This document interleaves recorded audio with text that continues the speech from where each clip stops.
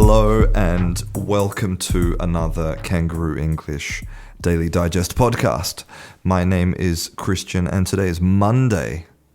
Definitely the best day of the week. In today's podcast, I'm going to be talking about something a little bit abstract, maybe a little bit kind of mysterious, but it tells us something really important about learning languages, especially if you're learning a language from zero. And it also tells us about what it means to be human. So I actually want to start with today's word of the day. And today's word of the day is pundit. P-U-N-D-I-T. And pundit comes to us from India. And in India, the word pundit means a learned scholar, somebody with deep knowledge about a subject. But when we borrowed this word into English, unfortunately, the meaning changed a little bit. And in English, a pundit is kind of a derogatory word. It has some negative connotations. So a pundit is somebody that you will usually find on a television program or a radio program, maybe about sports or politics. And a pundit will give their expert opinion. But that's all it is, just opinion. And if you are trying to learn a language, then you know that the world of language learning is full of pundits, people and companies with opinions about learning languages, about how to learn a language, and the best way to learn a language. But us right now listening to this podcast, people who want to know the truth, we're interested in facts. We're interested in science. And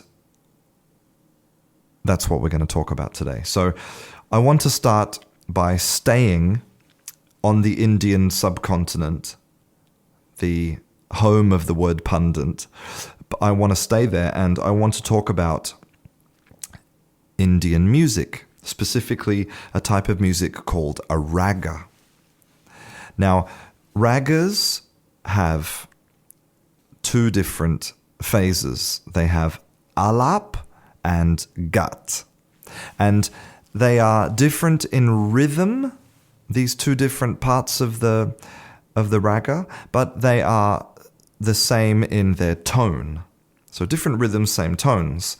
And it raises an interesting question. And the question is, if you are born on the Indian subcontinent and you grow up listening to ragas, does that change your perception of the raga? Do you understand the raga better? And somebody who has never heard the raga, like maybe somebody from Korea or somebody from Spain, would they understand the raga or enjoy it in the same way or in a different way? We want to know how much has your culture affected your ability to enjoy music. And that was the subject of this research, which was published this year in August in PLOS ONE. And what they did was they took some ragas and they posted them online, and then they asked people from the Indian subcontinent, so people who were cultured into the raga music, who knew about the raga music, they asked them to listen to them and describe the emotions that they felt. And then they also asked people who had never heard ragas and were from different cultures, like the United States, the UK, Hungary, France, Germany, Italy, Japan, Korea, Romania, Spain, and the Netherlands. They asked them to listen to the raga and talk about whether they also felt emotions and what those emotions were. And then they took all that data and they compiled it into this beautiful chart. And it's actually a shame that I can't show it to you in this podcast. But basically, if you were to look at this chart, you would notice that it didn't matter if you were from Korea or Spain or from India. The emotions created by the raga were the same. Emotions of longing, sadness, anger, calmness, and happiness. And what's really interesting is that it tells us that there's something universal in music, that the sounds of a raga can make you feel happy or sad, whether it's part of your culture or not. Music, the sound of music is universal. And it's not the only thing that's universal. In fact, there was some research published again this year in June, which showed that the symbols that were scratched into the cave walls in Africa between 540,000 and 30,000 years ago, when you show people those engravings, those symbols, and then you show them the real object, the exact same parts of their brain light up. So we can go from music being universal and creating emotions to symbols being universal and creating connections with the real world. And now we're going to move on to our first specifically linguistic part of this journey. And we're going to talk about the Leipzig-Jakarta list. Now, language is really interesting because in languages in general, the words that we use the most are the words that are the most irregular and the most damaged. So if you look at, for example, the verb to be in English, you'll see that it's the only verb in English that has 3 forms. And it also happens to be the most common verb in English. You can think about language a bit like socks. Your favorite socks, the socks that you wear all the time, are the most irregular. They have big holes in them.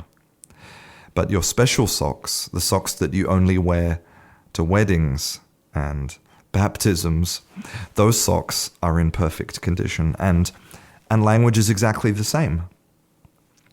But another sort of second part of that rule is that those words that are really common, although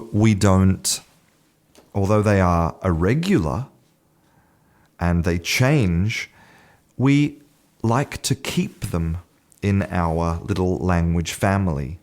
We don't like to borrow words from other language families for those really basic and fundamental things.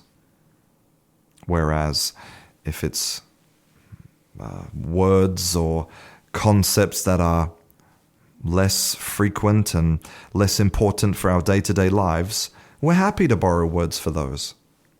So it would be very unlikely and unusual to borrow the word to be from another language, but it's quite normal to borrow the word barista from Italian to describe the man who makes your coffee. And the Leipzig-Jakarta list is a list of 100 words that are the same across all languages studied that have never been borrowed. And so what this list shows us is this list shows us words that are essential to being human. And I'll read a few of them to you. So we have fire, nose, to go, water, mouth, tongue, blood, bone, root, to come, breast, rain, and name. So that's the top 15. And I think it's clear to see that those words are universal to the human experience. Fire is number 1. I mean, what could be more demonstrative? What could be more a part of human history and human evolution than fire?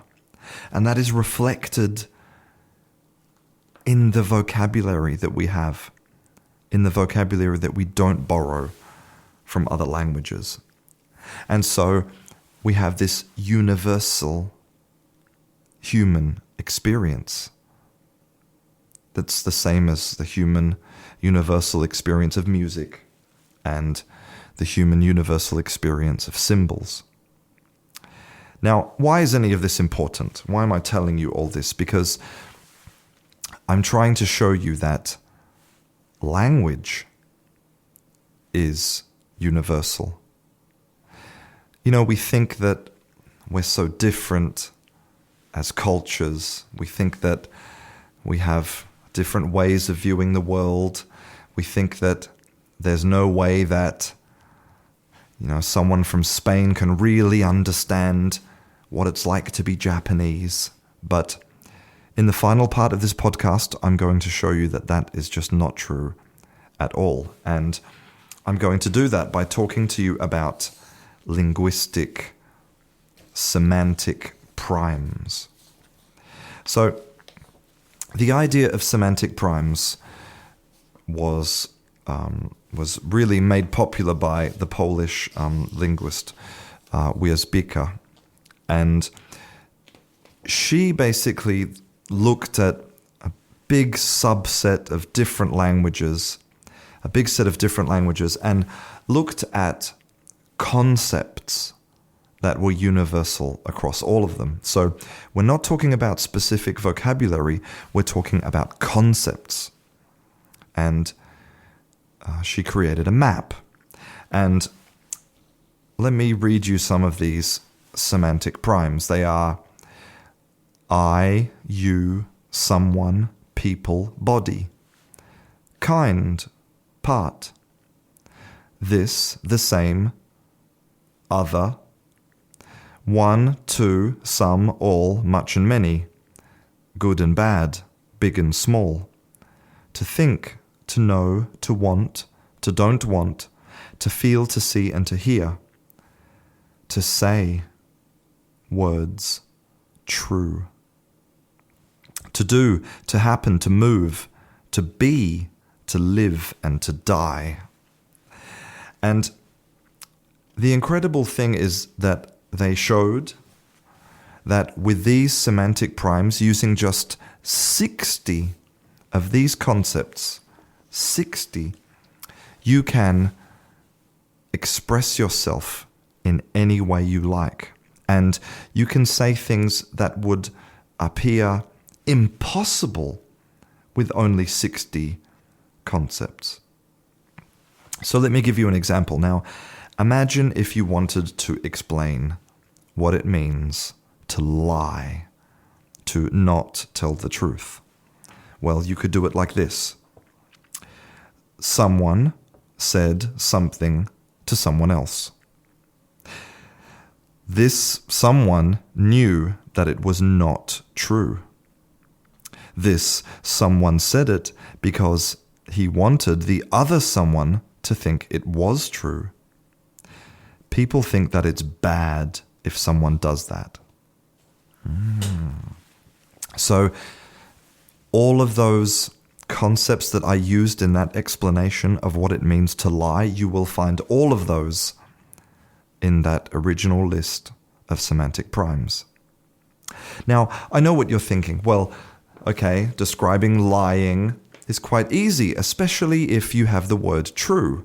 But what about something more detailed? What about something more difficult? Like, how could you describe the difference between happiness and contentedness.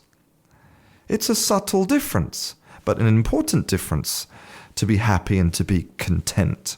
They're, impossible to describe with just 60 little concepts. But listen to this. Happy. Many good things are happening to me as I want. I can do many things now as I want. This is good. That's how you would describe happiness. Now, what about to be content? Something good is happening to me right now. I want this. I don't want anything else. There you go. Now you're content.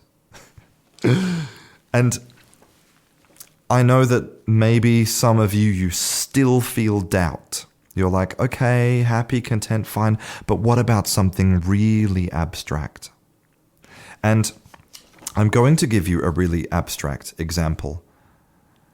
The Japanese word ame. Now, this is an example of a word that dictionaries describe in the following way.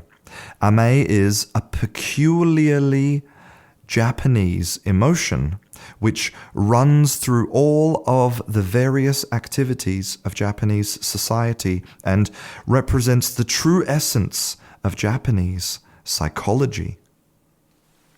Now, something like that, something which is specifically cultural, specifically Japanese, and something so abstract, how can that be described using only 60 basic semantic primes?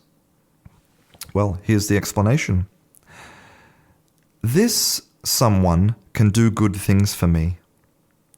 This someone wants to do good things for me.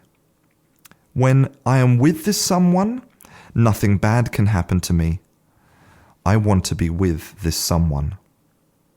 And that is the Japanese word ame. Now, I'm telling you this because there's a few things I want you to realize. The first one is that language is universal. You might think that the way that you're thinking in Japanese is going to be so difficult for you to express in English, but it's not. It's really simple because as humans, we all share the same emotions and feelings for language, for each other, and for music. I want to read a little explanation from Adele Goldberg's book, Explain Me This. In the book, she says this: the learner's goal is to comprehend messages, given the forms she witnesses, and to produce forms, given the messages she wants to convey. The learner's goal is to comprehend messages and to understand messages. Adele Goldberg is absolutely right. The learner's goal isn't to use the present perfect continuous correctly. It's not to memorize the top 1,000 words. It's not to go from A2 to C1. The learner's goal is messages. The learner's goal is communication. And you don't need to know a lot of language to do that. You can do it with just 60 basic concepts. I hope you realize that that is really the focus of language, is communicating those messages. And because we're all the same, the world wants to hear what you have to say because you are a reflection of me and everyone else. And that's what it means to be human. I hope you enjoyed today's Daily Digest podcast. My name is Christian, this is Kangaroo English, and I'll see you in class.